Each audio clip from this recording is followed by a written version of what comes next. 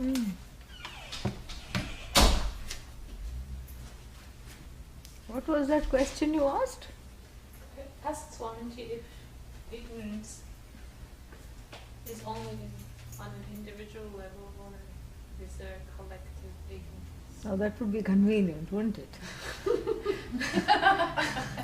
That's a question. That means that if one person becomes quote-unquote a jnani, then everybody becomes a jnani, correct? That would be very convenient indeed. I also wish that were so.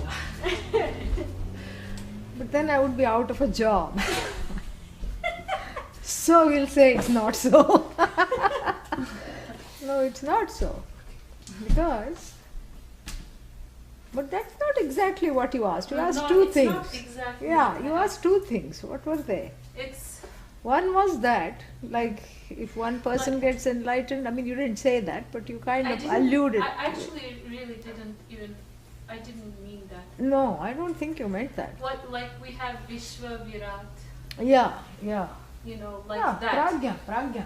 That is like that. Pragya and Ishvara. Ishvara is the other side of ignorance. Always remember.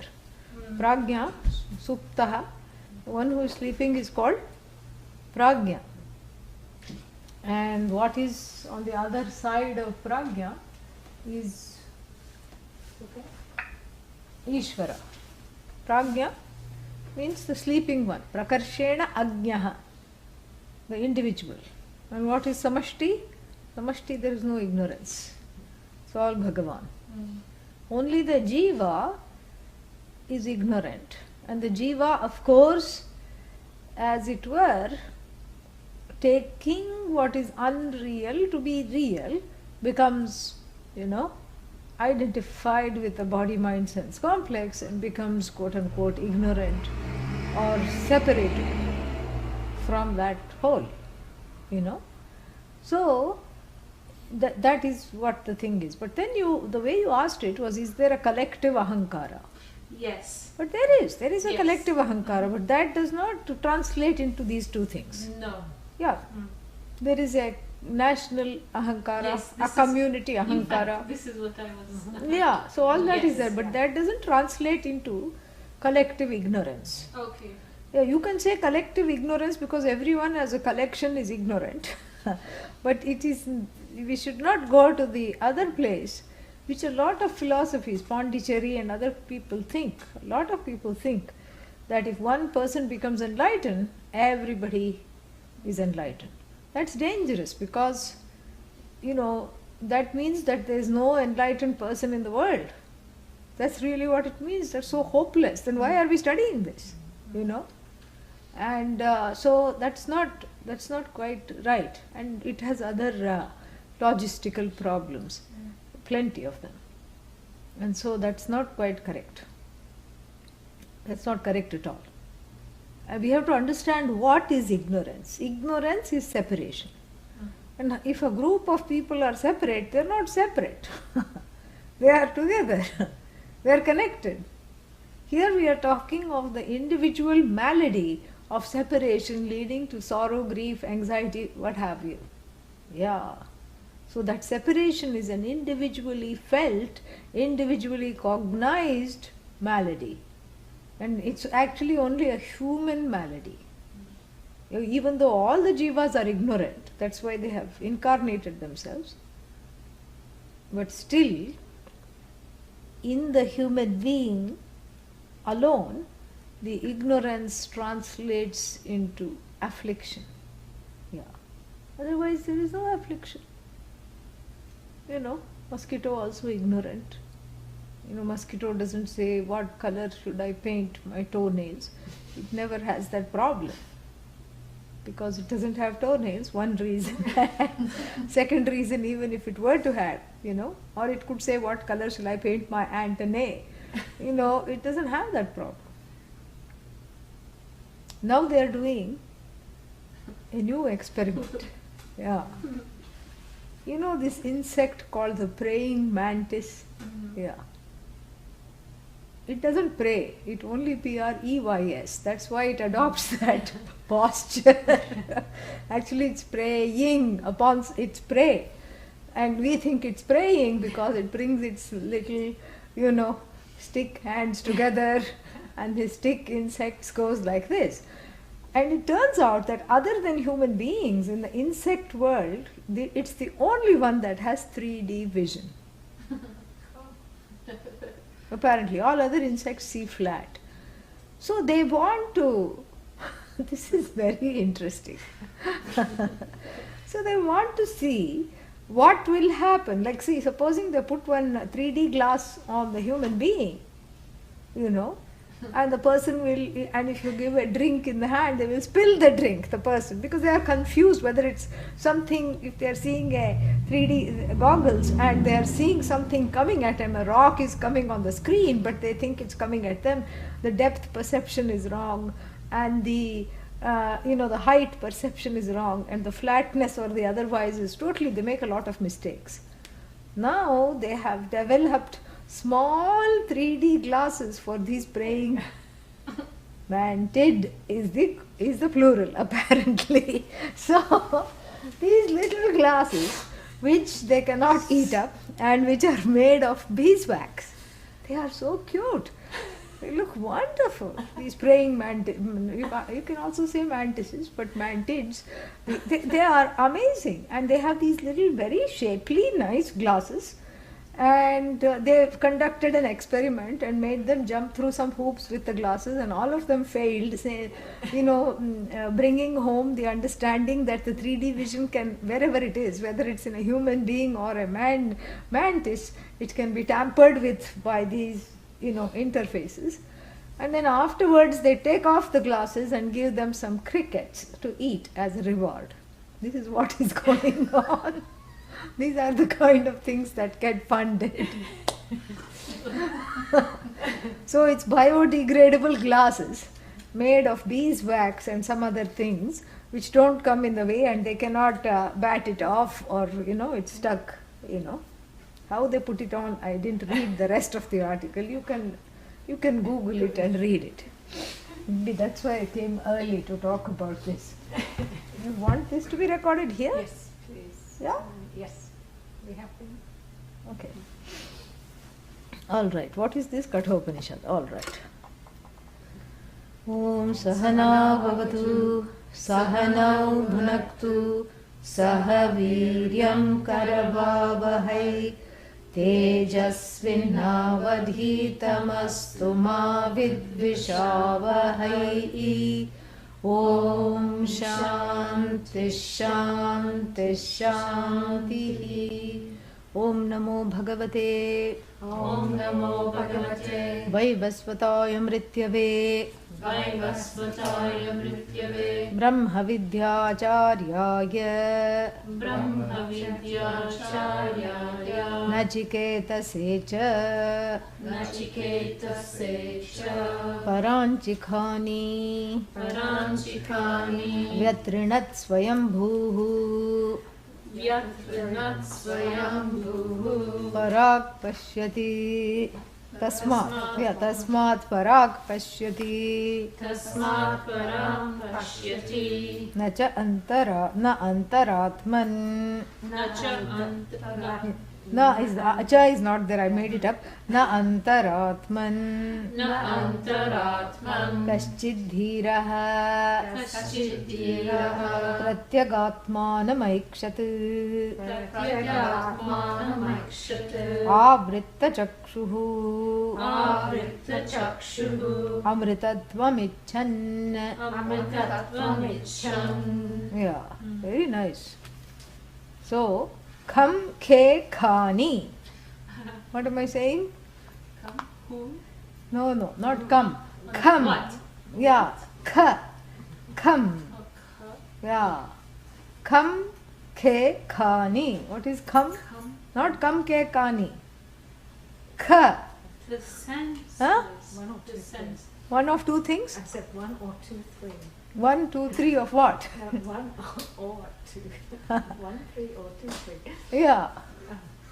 1, 1, 1. Of neutral. No, this is 1, 2 and 1, 3. Kham, 1, 1. Khe, K. 1, 2. And Khani, 1, 3. Of what? What is kham mean? Sense. Don't look at translation. Here it will not help.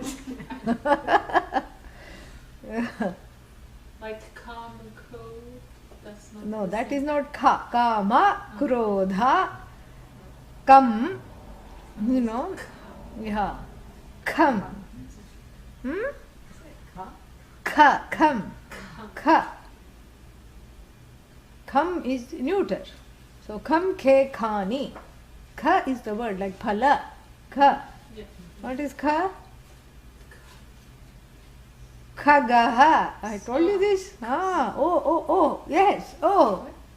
Khagaha. Khaga. What is khaga? Gacchati iti gaha. That which goes is gaha. Birds. Why bird? Kha means what? Goes where? Space. Kham is space. K, two spaces. One in the buddhi, one outside.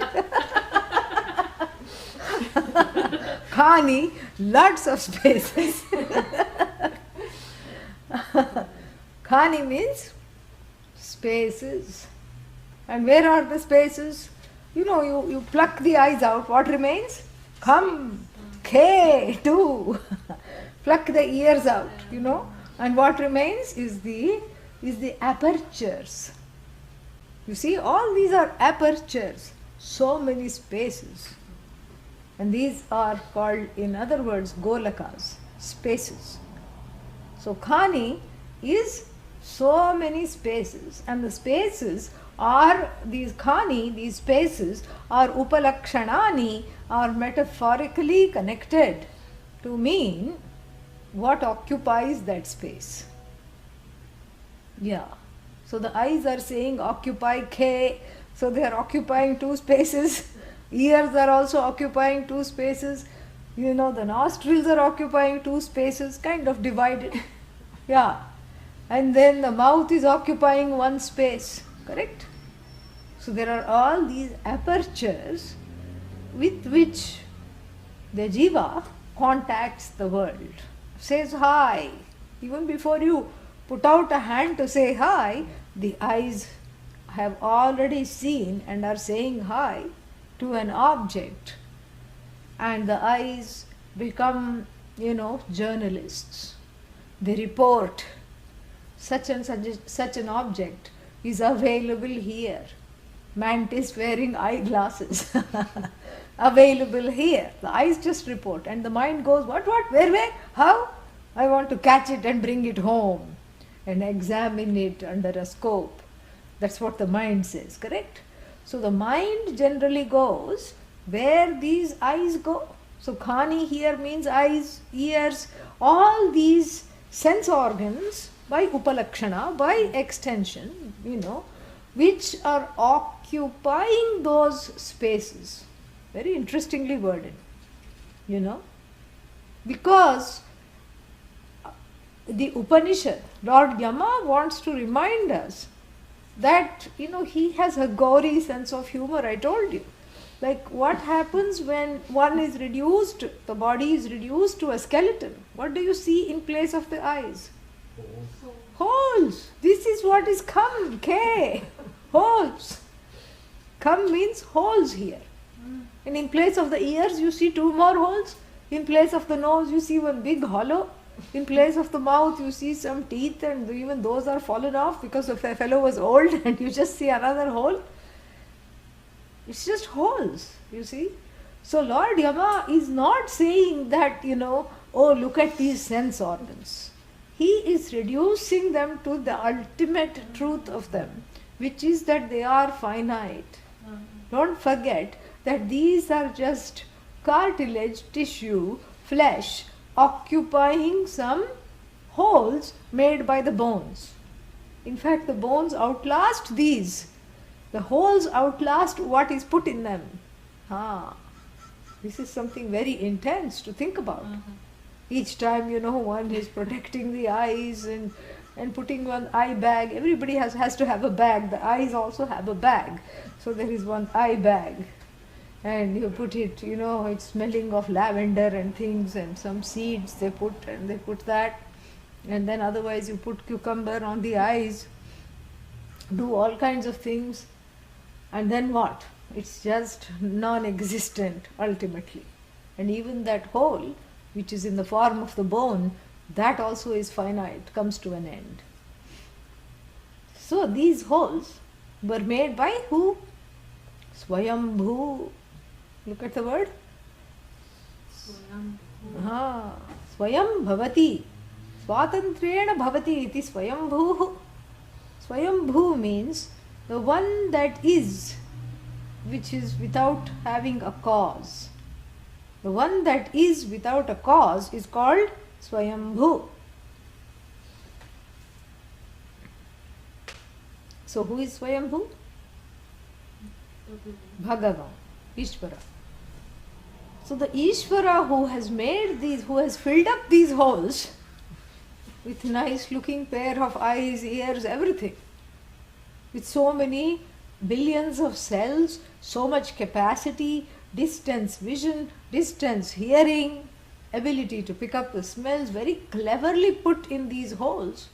So the holes have become functional holes. They are not useless holes. They are functional holes. And what kind of holes are these? Paranchikhani. Parak anchanti iti paranchi. Anchati means moves. Parag is the opposite of pratyak. What is pratyak? As in pratyagatma? Inner, innermost. Parag, if it's opposite, what does it mean? Yeah, let not the sun affect the mind, Yeah. I'm practically giving away the answers here. So, pratyak means innermost. Therefore, if parag is the opposite of pratyak, what is that? Outermost. So, parag anchati, anch to move out, to move, and parag anchati to move outwards. So the holes start to move outwards? No. The khani don't move outwards. The holes don't move outwards. What is in the holes are facing outwards. Like where are the eyes? What are they looking at? What is outside. The eyes are not looking at what is within. Thank God. Yeah, because that's a very gory situation. Then you'll see all the digestive juices flowing. Then you'll see how much you have eaten and you wish you hadn't. All this Bhagavan has spared us. And therefore the eyes are moving outwards. The ears hear parag sounds, not pratyak sounds, parag sounds. And then the nose smells what is outside. So in other words, all the senses have been engineered by this Swayambhu to face outwards. Oh, that is good. I can enjoy this Jagat. Not according to Lord Yama. Vyatrinat. Vyatrinat means destroyed. Himsitavan. Hananam kritavan. Vyatrinat. Destroyed. From the seventh conjugation verb, trid. Trid. Trinati. Destroy, to kill.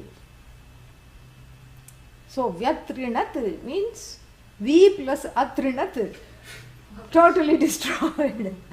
Visheshena Atrinat, Visheshena destroyed, completely and totally destroyed. And set up for destruction. Destruction of who? Of what? Who is destroyed? What is destroyed?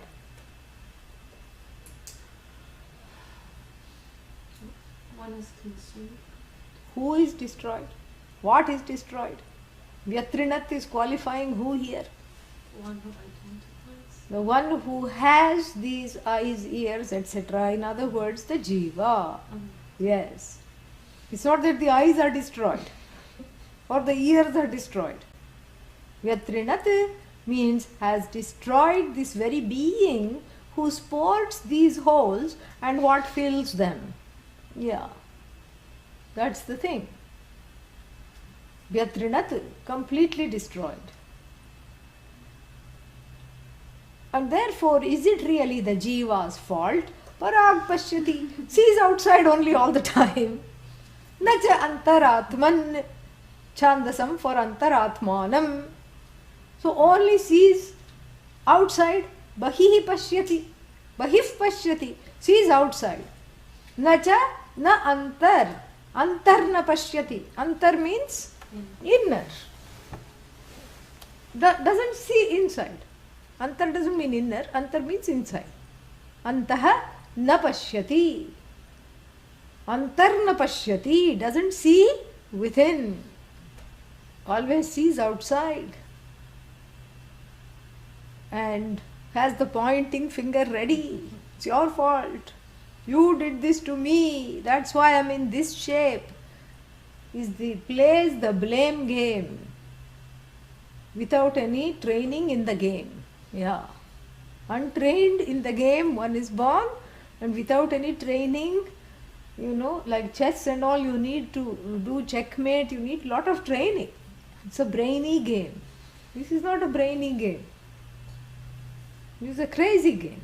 It's a blame game of always seeing both the problem outside and the solution also where? Outside. Because one follows the eyes, etc. So the mind, which is pratyak or parag, where is the mind? Hopefully, if you can't answer, we will have to take a long break. Why? Because maybe the mind is parag. You have to put it back and make it pratyak. Kya baat hai? Eugene, they are not used to sun, They get a stroke. So parag means what? Outside, correct? So where is the mind? Outside or inside? Well, really speaking, it is discerned inside. But then it goes and joins this bandwagon of parag and does not come back, as it were. That's why Vyatrinat, this Bhagavan, and Yama can, blame Bhagavan, no problem, because Yama knows what is what. And he says Vyatrinat, you have to add iva. Vyatrinat iva, as though destroyed.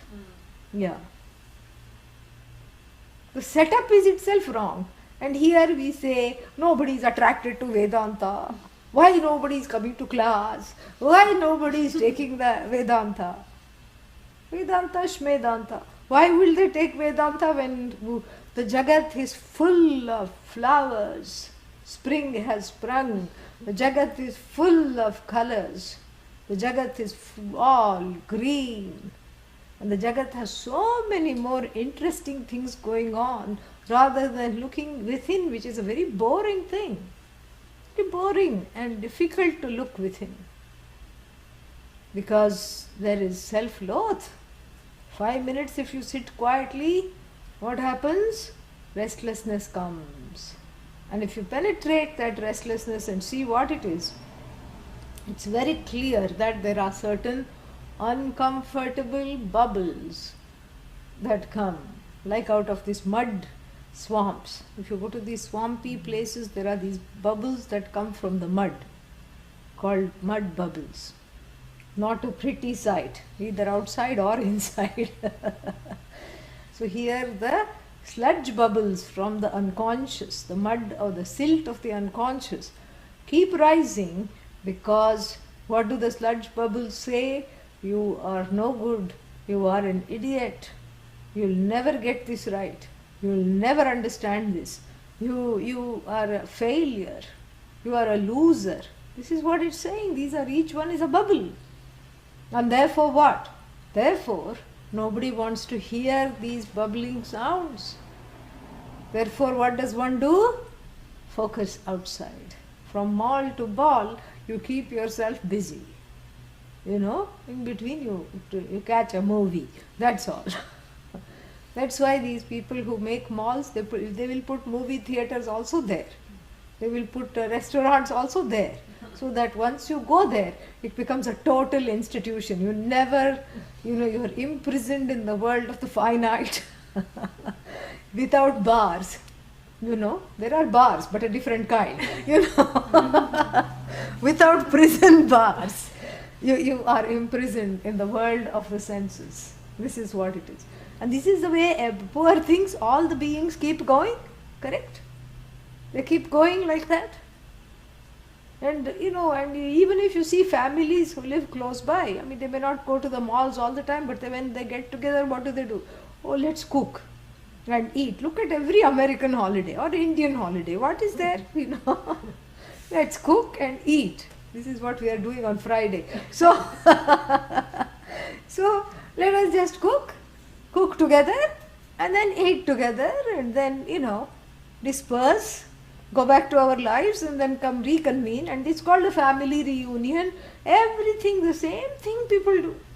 Something to keep at bay the fearful thoughts about which is the outcome. The fearful thoughts are the outcome of not knowing the truth of oneself. One is imprisoned in this fearful thought, or in this trajectory of fearful thoughts. Therefore, what does one do?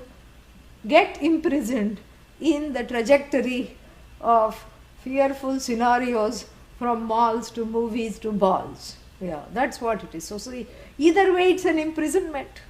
Yeah, because if you don't interrogate and you go within without interrogating, you feel imprisoned. You say, let me out, let me out.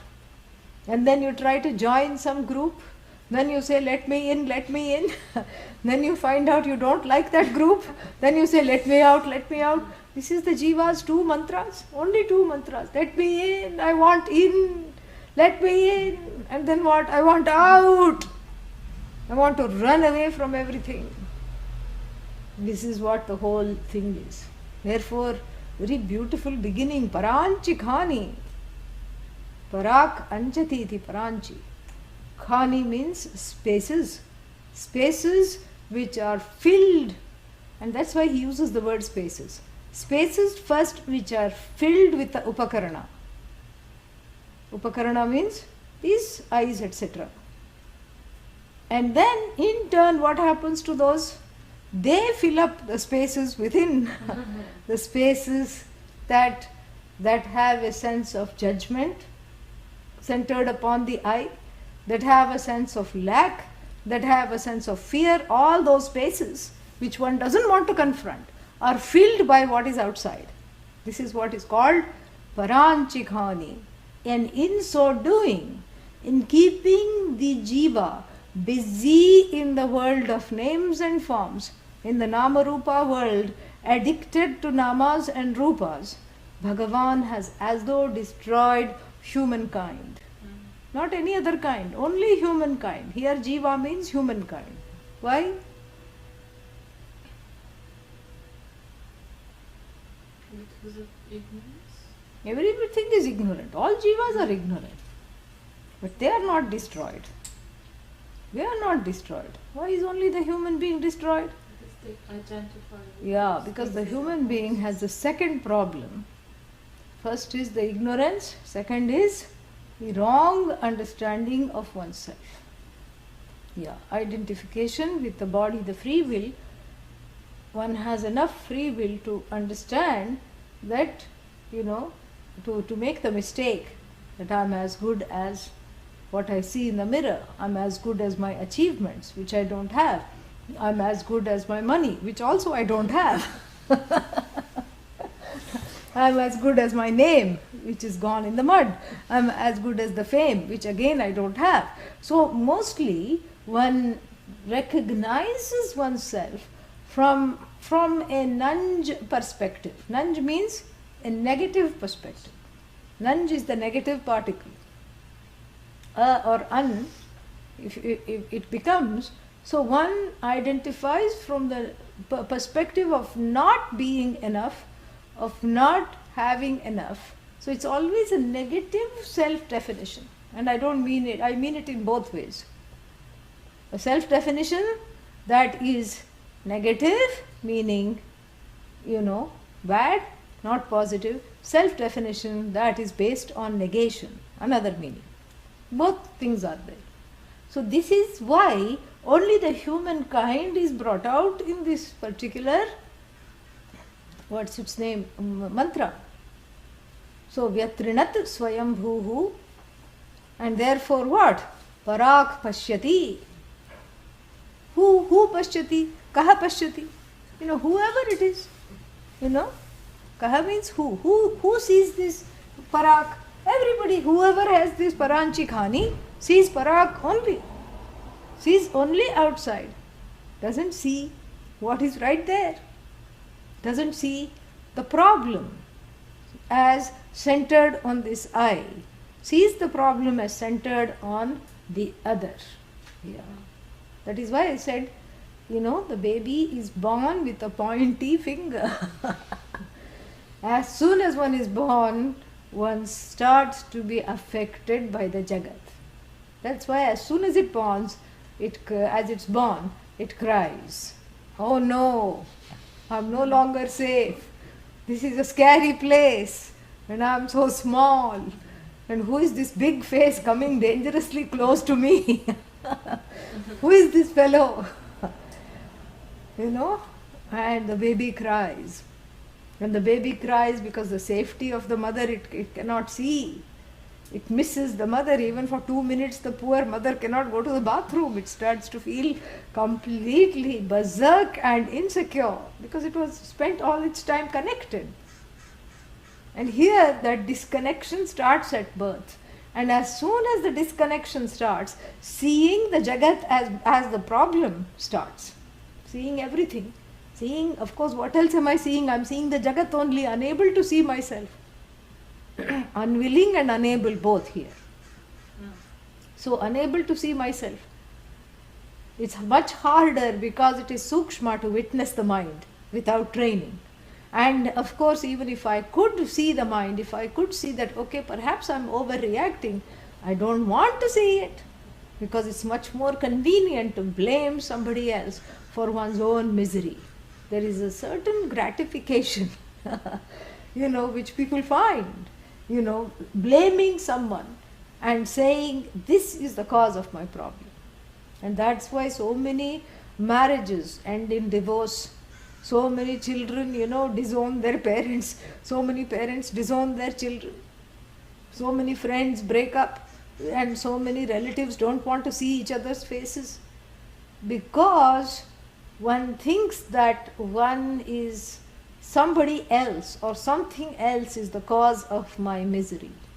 And this is the basic premise of the entire human jati populating this universe and maybe other universes if there are human-like beings. So this is a universal fact. With anyatha grahanam comes the blaming finger. Grahanam means grasping the truth of myself as other than what it is.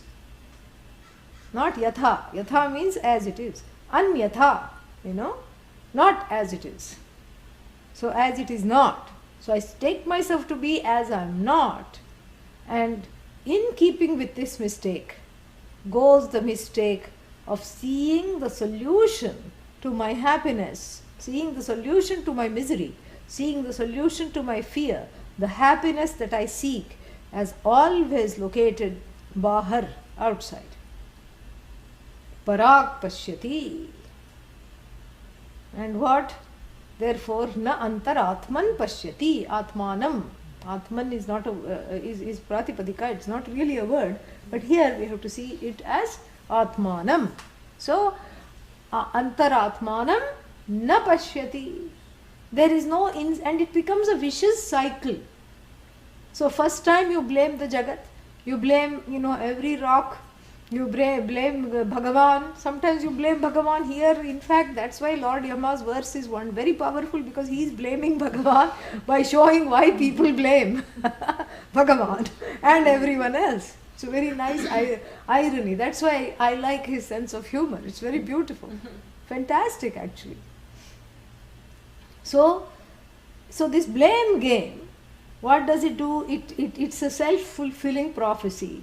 The more you blame something or somebody, the less one is likely to look within for either the problem or the solution. In fact, there is no problem. Is the Jagat fine? Yes. Is the weather perfect? Yes. It's perfect. It's fine. So what is not fine? Oh, if these sets of people were not there, then I would be okay. This is the first mistake. Okay, let's take them all out. You take them all out. Is the Jagat fine? No, I just wish these allergens, these pollen things were not there. All right. Take the pollen out. And then take a poll from this person. Are you okay now? Well, a few more things have to be adjusted. And you keep adjusting. You adjust the weather to 71.5 permanently. Like California. And and then you have a gentle breeze blowing. And then in the night it should not go below 50. In the afternoon it should not go beyond 71.5. Bhagavan is manifest as air conditioner. And then this Bhagavan is instructing Vayu. Vayu is blowing cool all the time, not blowing hot and blowing cold. And then now are you happy? Everything, the whole Jagat we have magically engineered just for your enjoyment. Are you happy now? Even hypothetically, if that was possible and one had done that, you know what this person would say? No, I'm not happy. Why? What's wrong now? Because the significant other, who's always chilly, wants it to be 85. And since the significant other is not happy, I am not happy. This is very interesting. Because even if you engineer the Jagat for this one person's enjoyment, then the fellow complains of loneliness. I'm alone. Nobody else wants this kind of a thing. So therefore what? Therefore it is very clear that the Jagat is a perfect Uchvasa of Bhagavan. Uchvasa means Bhagavan's out breath is the Jagat. Yeah. Nishvasitam, it says in Kathopanishad. Yeah, Nishvasitam means Bhagavan just exhaled the Jagat. Yes. That's why he can inhale it back when the Jagat has finished its job. The purpose has gone. So Uchvasitam, it's like an Uchvasa, it is like the perfect Bhagavan who is all perfection. Satyam, Jnanam, Anantam, limitless, perfect Bhagavan. Uchvasitam, an expression of this perfect Bhagavan, of course is perfect. So the Jagat is not the cause of sorrow. This, as long as one is mired by the sense objects, one will not understand.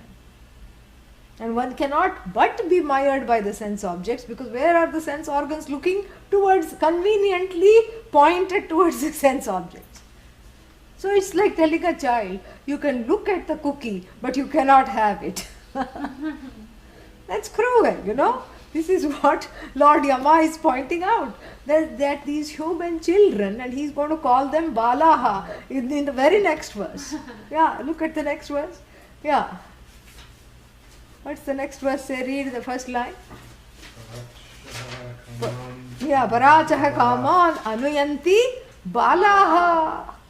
So these children also, just like the children in their prams wanting lollipops, these children, these quote-unquote adult children, of abnormal jivas, and these adult children, what do? They are also wanting lollipops. And what are these lollipops? Kamaha, all these kamas. These kama lollipops, these desire lollipop is something to keep sucking, addiction, constantly filling up the holes with something or the other. That's all it is, So it's just filling up this big ravine inside, this ravine of feelings, with a lollipop. It's like putting a bandage on the Grand Canyon, Ridiculous. But this is how it is. So the child, it's like this human child, this adult child is also crying, is also thinking that this is a very cruel setup. This beautiful Jagat is there, but I am supposed to attend Vedanta classes. This is not fair. What a horrible setup this is. I didn't ask to be born ignorant. I didn't ask with the eyes popping outside, like those comic, bug eyes. I didn't ask to have bug eyes looking outside all the time, And then I didn't ask for the ears to be craving for nice sounds. I didn't ask for that. I didn't ask for the tongue to be, looking for restaurants, thumbing the pages of the restaurant finder. I didn't ask for that. But then, that is how the whole setup is. And then you want me to shut the eyes, shut the ears, put a clothespin on the nose. And then what? Of course, shut up completely the mouth and then sit in Vedanta class and say you are the whole. How can I do that? The Jagat is definitely much more interesting than this discourse, pravachan on the eye. It's much more, the Jagat is catchy, it's catching, it's addictive. You just, the whole world out there. And even the person who says I'm introspective, very interesting. Even the person who says I'm introspective, what are they doing? They are sitting in front of their phone or their some device. Introspective means that it's not that they're not interacting. They're interacting. They're updating their Facebook. They're doing all kinds of things all the time. So this is what it is. And in fact, speaking of the word introspection, somebody wrote a book recently, so I hear, I haven't read this book. I think it's called Quiet or something like that, where they have traced that in the last 50 years, this nation, the United States, has become a nation of extroverts from introverts, where it's all based on capitalism. And the capitalism is very interesting how it works, because in the beginning it was all about the work ethic. And it was, this is a selling economy. Everybody is always trying to sell something or the other. So in this economy, what sells in the beginning, it was thought, was not your product so much that sells. What sells is the character. What sells the product is the character, is your character. So in other words, there was a lot of emphasis on ethics, dharma, in other words, very interesting, and character building. And then slowly that ethic has given way to becoming aggressive marketers of product and making the products quote unquote sell themselves, and kind of coming out of the way of putting oneself out of the equation. And if one is out of the equation, if you don't see any connection between you and the product, because the products are being manufactured in the assembly line somewhere. Nobody is connected to the product like they were 100 years ago. There is no pride in the product they manufacture, because they are just manufacturing one little cog and they feel like the cog. Cog o hum, they keep saying every day. And then what? So they go to work, they come back, and then they don't have any ownership. So therefore the ethics are gone, because how to get ahead and how to make the most money, that is what is valued now. That has become pujaniya, worshipful. And therefore what? Therefore everybody has become aggressive marketers, racketeers and marketers of the products, without really knowing about the product and without really building on their character. The point is to somehow get ahead by any means necessary. So the ends justify the means. And so from being introverted, meaning being a nation of building, having some value for character building, one has now become, the ethic has now become that of no ethics is the reigning ethic, because the whole point is to become extroverted. And she has done some surveys, this author, that the extroverted people are the ones who get the jobs. They are the ones who get promoted. They are the ones who thrive in the market. Whereas earlier, the people who were hired were the people who were quiet. Very interesting. Yeah. So this is, even in 100 years, we see so much difference. So you can see where the world is headed. So in other words, Lord Yama is saying is a constant, that everybody is focusing outside. But here now in Kali Yuga, the volume has been turned up all the way, totally. It is extreme paranchikani, extreme outward focus. And in fact, all these gadgets, the little handheld devices, now you don't even need to. I heard in the last trip I heard the flight attendant say, you don't need to turn off your handheld devices. You can keep them on. At least in the plane there was some enforced quiet. But now, you can still keep doing things. Plane also is having this internet. And so you have to pay for it, of course, but it's a ridiculously high charge, I'm sure. But the plane also has internet. And so this is what it has become, a world. In Kali Yuga, we have become a world of outgoing people. Outgoing how? Not in a good way. In a very self-destructive way. And Adi Shankara in his Bhashya gives an example, 2 examples, very nicely he talks. And he says in this portion that people take the low road. Like the water flowing from a high place. When the water flows, what does it generally do? It goes from the high place to the low places. And when it goes to the low places, it gets stagnated there in the form of a pool. The water gets pooled there and gets stuck there. Is not able to continue flowing.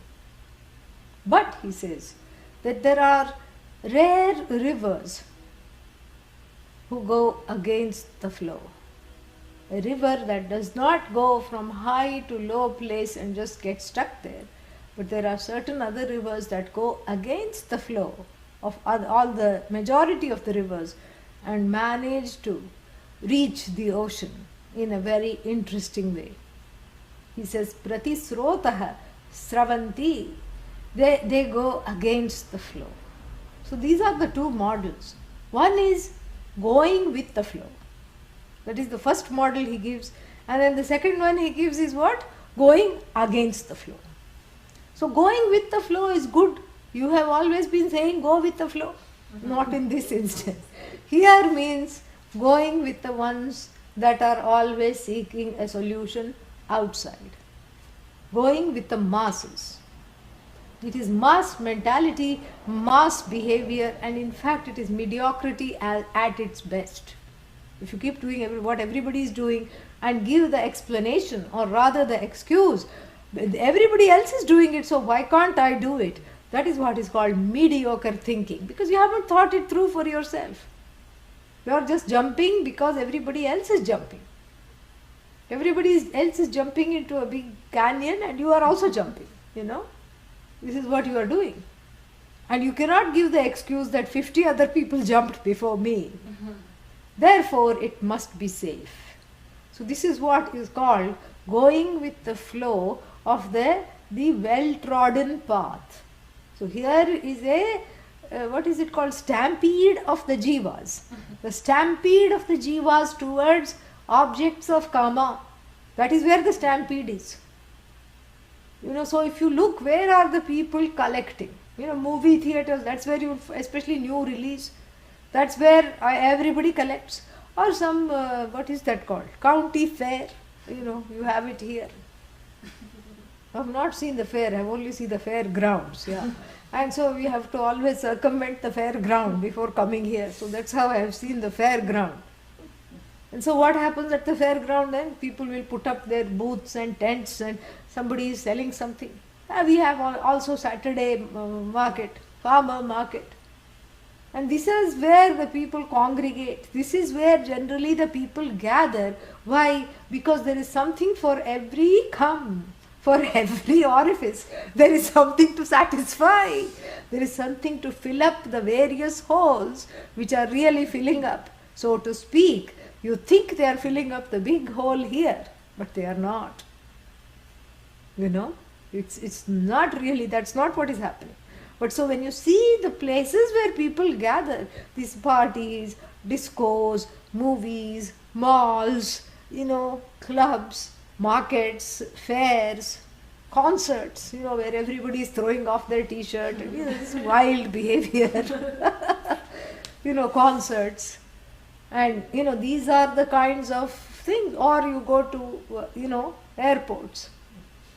And then there, you think, first thing you think, where are all these people going? Why is it so crowded? They are thinking the same about you.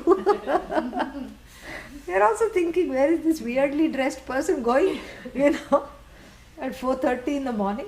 And, once I went to the airport, here in Eugene, 4:30 in the morning, and there was a snaking queue all the way past the baggage claim, all the way. It was coming out of the airport. Why? Because it was some long weekend, everybody was leaving town. Very interesting. So this is what it is. So this is where people gather, or highways. And when everybody gathers on the highway, it no longer remains the highway, it becomes a parking lot because it doesn't move forward. That's what happens in DC and places like that, where, from 4 to 7, it's a parking lot, every afternoon. And on Fridays it starts at 2. Horrible. But this is the way people live. And then, why are you in this parking lot? Because 10 other people in front of me are also here. They can't be wrong, so therefore I'm baking in the parking lot. Then you ask the person after 10 cars, why are you here? Because all these other people are here. This is not a good explanation. This is an excuse. It's not an explanation. It's a very flimsy excuse. So this is what Adi Shankara calls taking the low road, ending up in a ravine, ending up in a stagnant pool of murky desires. Stagnant means never fulfilled, never fulfillable. Frozen needs, murky, frozen, lurky, murky needs. Yeah, that's all they are. And then you just end up there. You are the water that is flowing towards the low road. And then if you take the high road, what happens is that you have to swim upstream. You don't go with the flow. You swim against the flow. So therefore, the biceps, triceps, deltoids should be full of shama, dhamma. Uparati, first you exercise the shama, dhamma muscles, uparati muscles, titiksha muscles, shraddha, samadhanam muscles, and then you test them out. Oh, okay, not bad. And then you dare to swim upstream. Why dare to? Because the upstream and downstream are parallel streams, side by side. And all those people are watching you going upstream and saying, ha ha ha ha, look at this idiot. Look at all of us, we are all together, we are hugging, sometimes we are biffing each other also. But we are hugging, we are biffing, we are laughing, we are crying, we are saying ha ha, we are saying hoo hoo, but at least we are together. Sinking or mostly, swimming, but mostly sinking together. And look at this idiot swimming upstream by himself, by herself, no antecedent, no precedent, nobody to catch if he or she falls, nobody to, watch the back, nobody, this person going alone. Ha ha ha, how foolish to get to the place. What you have to do, you don't have to do anything. Why are you doing all this yoga? Catch the nose, pranayama, catch the toes. Just do bhoga with us. Come join us, because this is a useless pursuit. That's why that dridata, that certainty must be there, otherwise one is shaken about. Like a toy in a dog's mouth, the dog will pick something and shake it all about. Like that, one's resolve is shaken about. That's why one needs the muscles to swim, or to use the, what is this called, the oars, to do this rowing or the swimming. One needs upper arm strength in the form of the deltoids of Dhamma. Yes. And the trapezius of Titiksha. Yes. No, one needs all this, biceps of bhakti, and we need all these things. And we need all this preparation is needed to choose this path. First, viveka. We need the viveka and vairagya first. Those are the oars that help. And the viveka and vairagya, they power through this water and create a space for my little nauka, for my little boat to go forward. And that viveka and vairagya, they are the ones who make the way. But I have to go along with the viveka vairagya. So therefore all this mukshutvam, shama, dhamma, etc., which we have discussed in detail. So therefore I'm not even touching upon them, I'm just mentioning them. So all this preparation we need so that we can go offshore of samsara. Yeah, that's what it is. To cross the shore of samsara, to cross over the shore of samsara, or to cross over the shore of samsara, we need the oar of titiksha, oar of viveka and vairagya. Without this, if at the moment somebody laughs at you or somebody questions why are you taking these classes, then immediately you feel like turning back and joining them. And sometimes one is constantly in the pull. One tries to straddle both the streams, one flowing up, one flowing down, and one is quartered in the process. One is destroyed. How to do both? You have to make a choice.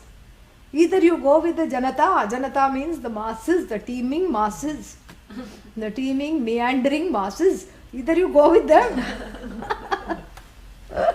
or you go with the least populated areas with a few orange people going, walking.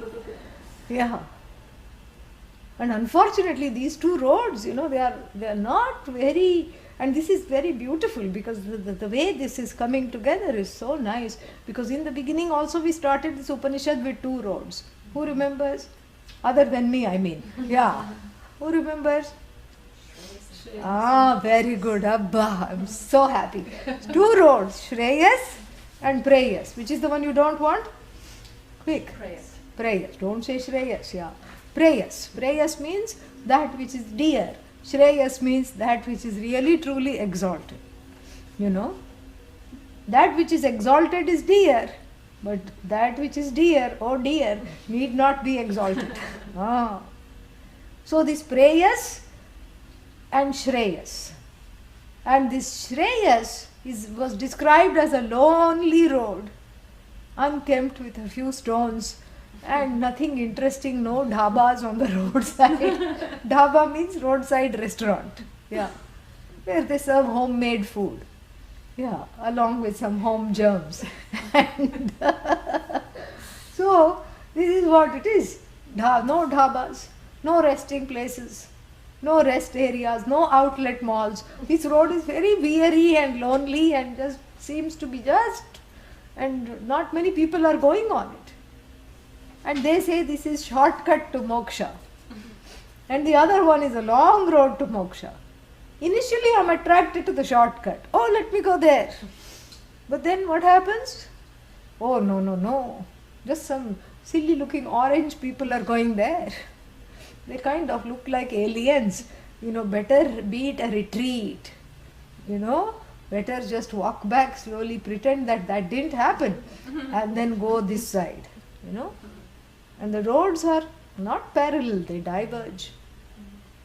And this one is actually a maze, yeah, where the rat and the brat meander together. It's a maze. It's a total maze. One gets lost. Why? Because there are flowers on either side, there are dhabas on either side, there are people selling things, everything is made colorful, everything is brilliant and brightly lit, and then they keep going. Everybody is attracted. There is a stampede on this road of Preyas, and the road of Shreyas is a sad little lonely road, Mandaha preyo vrinite, we were told by Lord Yama. Who is Manda? A dull-witted one. Chooses prayers. Dull-witted one chooses prayers. And why?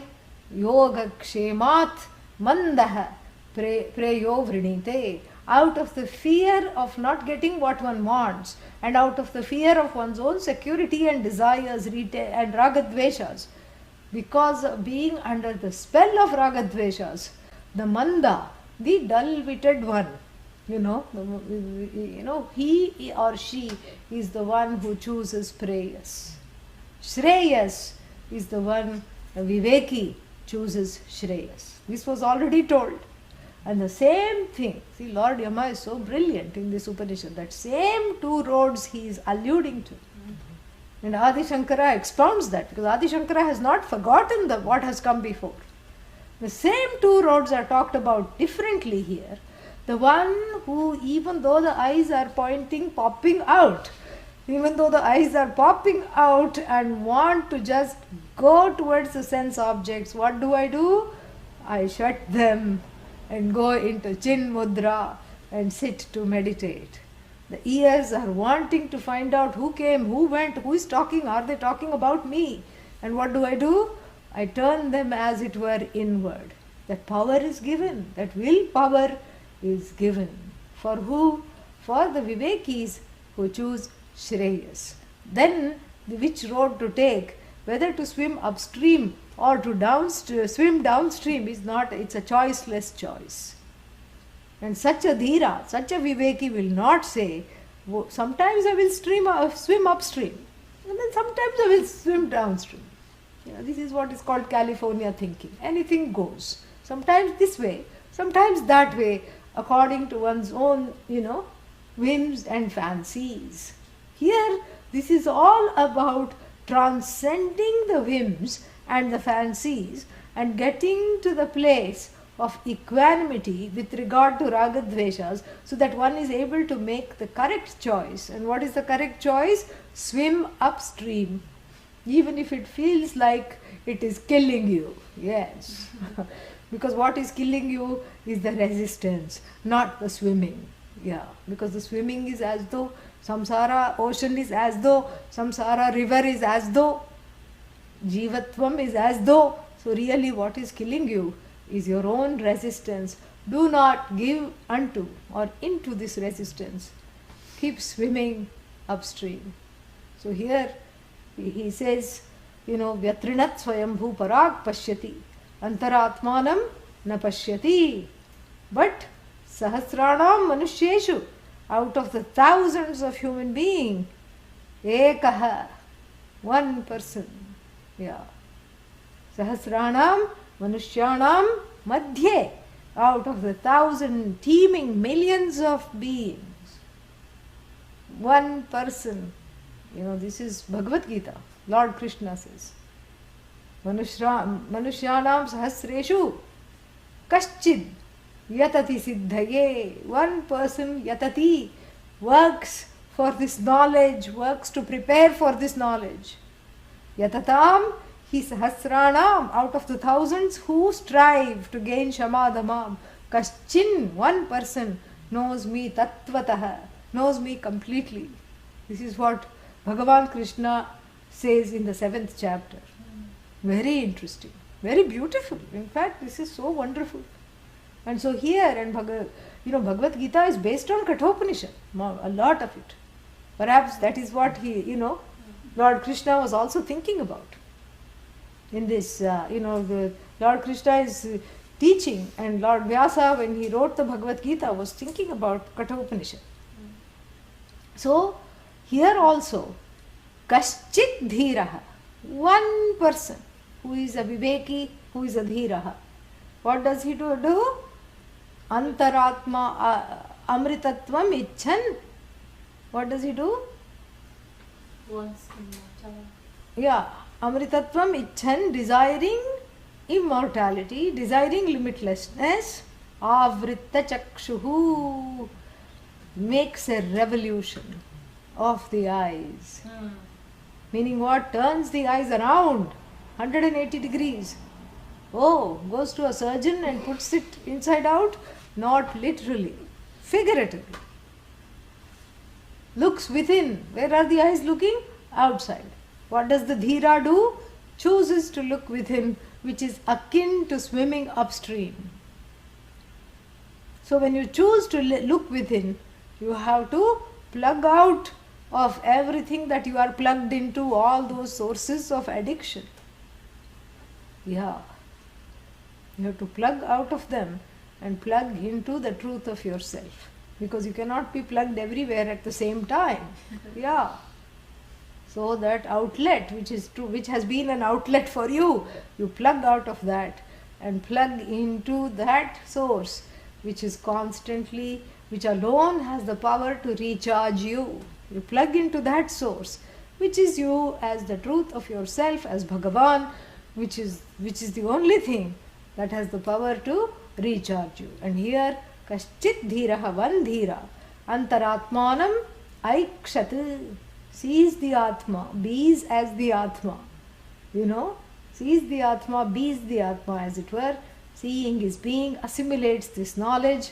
Amritatvam icchan, desiring this limitlessness and knowing that this limitlessness or the lack thereof is not centered on the Jagat, it is centered on I.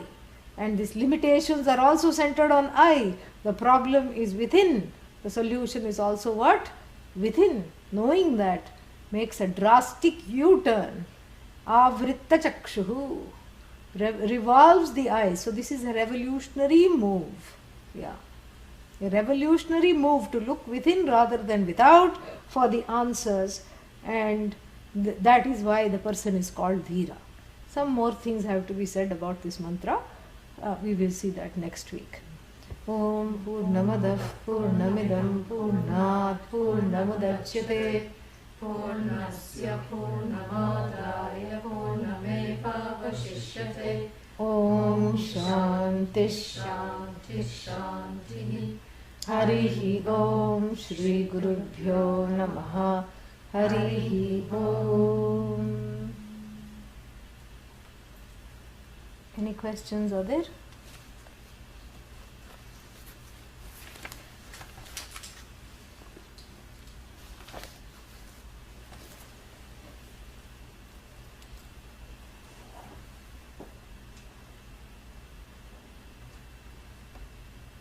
Yes, you can ask a question.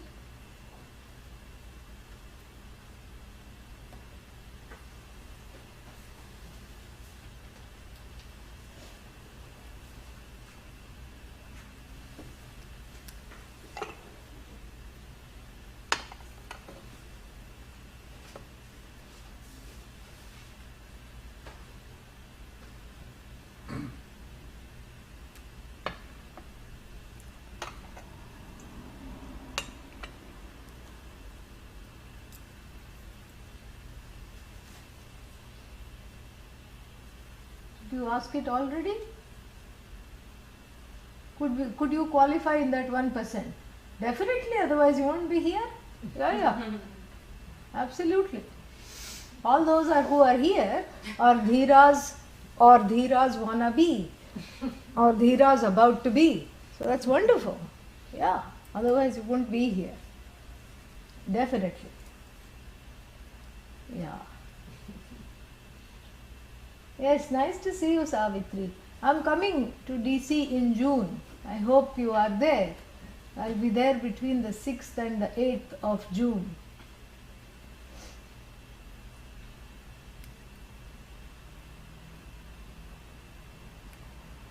Yes, Vivian also I want to see.